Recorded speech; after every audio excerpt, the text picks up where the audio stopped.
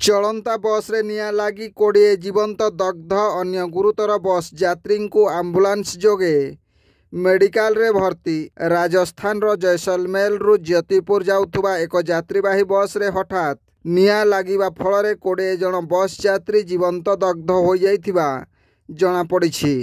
प्राय 50 रु ऊर्ध्व यात्री नहीं जाउथिबा एसी स्लीपर बस रे निया लागिबा फल रे किछि यात्री बस रु सुरक्षित बाहरी जीवारे सफल होइथिबा बेले 20 जन बस यात्री घटनास्थल रे मृत्युवरण करिसंती। खबर पाई पुलिस और अग्निशम बाहिनी पहुंची बस रे लागिथिबा निया को आयत्त करिबा परे बस मध्यरु मृत एवं गुरुतर आहत यात्री को उद्धार करथिले।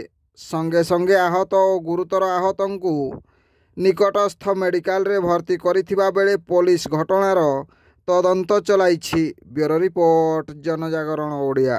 वीडियो गुड़िक आपण मानकु भल लागुथिला हम चैनल को सब्सक्राइब करिवा सह लाइक शेयर करिवा को भूलंतु नाही।